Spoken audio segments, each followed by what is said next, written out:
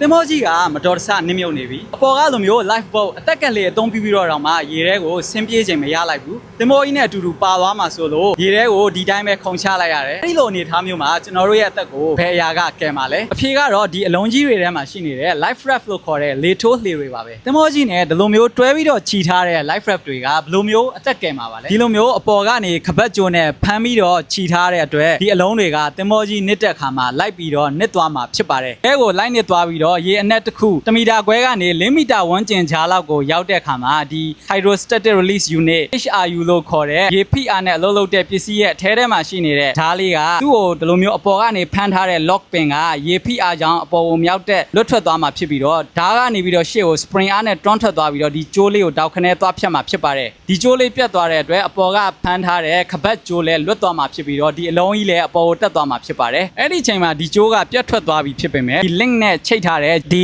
painter လို့ခေါ်တဲ့ကြိုးတစ်ပင်ကြံပါသေးတယ်ဒီနေရာက Jade link လေးကို weak link ဆိုပြီးတော့ခေါ်ပါတယ်မြန်မာလိုပြောရရင်တော့အပြောတဲ့ Jade ပေါ့လေဒီကြိုးကဒီထဲထဲမှာရှိနေတဲ့ဒီလေထိုးလေ life raft ကို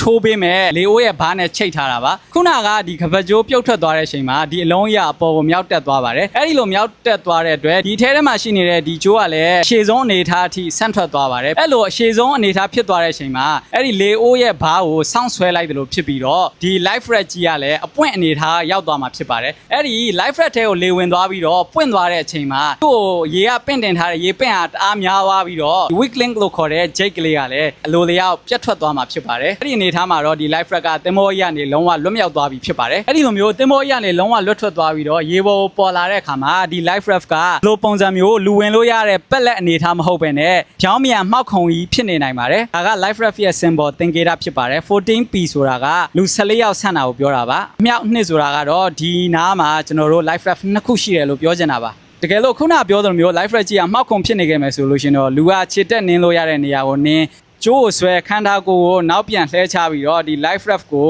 ဆွဲလှန်ရမှာဖြစ်ပါတယ်အဲ့လှန်တဲ့အချိန်မှာလေဘက်ဘက်ကတိုက်နေလဲဆိုတာကြည့်ပြီးတော့လေကိုဒီဘက်ကနေထားပြီးတော့လေရဲ့အားကိုပါယူပြီးတော့ဆွဲလှန်ရမှာဖြစ်ပါတယ်ဒီ life raft ထဲမှာလာကယ်မဲ့လူတွေကိုချိန်တိုင်းတာတစ်ခုထိစောင့်နေနိုင်ဖို့အတွက်ရိတ်ခါကြောက်ရေနဲ့ဆေးဝါးအချို့လည်းပါပါတယ်လာကယ်မဲ့လူတွေကိုအချက်ပြဖို့အတွက် hand flash rocket parachute daylight signaling mirror လို့ခေါ်တဲ့နေကင်းဘက်မှာချက်ပြတဲ့အမှန်စတာတွေလည်းပါပါတယ်တင်မော်ကြီးနစ်သွားခဲ့တဲ့အချိန်မှာဒီ life raft တွေကအလိုလျောက်ရေပေါ်ကိုပေါ်မလာခဲ့ရင်ကိုလို့မေးစရာရှိပါတယ်အဲ့ဒီလိုအခြေအနေမျိုးမဖြစ်အောင်ကြိုတင်ကာကွယ်ဖို့အတွက်တင်မောဘော်ကတက်ဆိုင်ရာအရာရှိတွေကသတ်မှတ်ထားတဲ့အချိန်တိုင်းတာလိုက်စစ်ဆေးမှုတွေလုပ်ရပါတယ်တင်မောကုမ္ပဏီနဲ့ချိတ်ဆက်ထားတဲ့ပြင်ပအဖွဲ့အစည်းတွေကလည်းသူတို့သတ်မှတ်ထားတဲ့အချိန်တွေမှာလာပြီးတော့စစ်ဆေးတာရှိပါတယ်ပြီးတော့ဒီတင်မောကြီးသွာလာကုန်သွယ်နေတဲ့နိုင်ငံတွေကစိတ်ကန်းအာဏာပိုင်တွေကလည်းကြုံရင်ကြုံတယ်လို့ surprise check အနေနဲ့လာပြီးတော့စစ်တာရှိပါတယ်အဲ့ဒီကြားတွေကမှမပွင့်ခဲ့ရင်တော့လေကံပေါ့လေစတာပါတင်မောကြီးနစ်မြုပ်ပြီးတော့ဒီ life raft တွေကိုအသုံးပြုရမယ့်အခြေအနေကတော်ယုံတန်ယုံနဲ့မဖြစ်နိုင်ပါဘူးဒါပေမဲ့လူတွေပြောကြတဲ့အတိုင်းပဲပင်လယ်သမုဒ္ဒရာတွေနဲ့နှိုင်းယှဉ်လိုက်မယ်ဆိုလို့ရှိရင်ဒီတင်မောကြီးတွေကစက်ပြကွယ်တာပဲရှိတာမို့စိုးဆုံးအခြေအနေတွေကိုကြိုတွေးထားပြီးတော့အသက်ကယ်ဆယ်ရေးပစ္စည်းတွေကိုတင်မောပေါ်မှာတက်ဆင်ပေးထားရတာပါလို့ပြောရင်းနဲ့ပဲနောက်ထပ်ဗီဒီယိုတွေမှာပြန်တွေ့ကြပါမယ်မိကွန်းတွေထင်မြင်ချက်တွေရှိရင်လည်း comment မှာရေးခဲ့နိုင်ပါတယ်တကယ်လို့ကျွန်တော်မသိသေးတာတွေဆိုလို့ရှိရင်လည်းလေ့လာပြီးတော့ပြန်ဖြေပေးသွားပါမယ်ဒီဗီဒီယိုမှာတော့ဒီလောက်ပါပဲ see you in the next video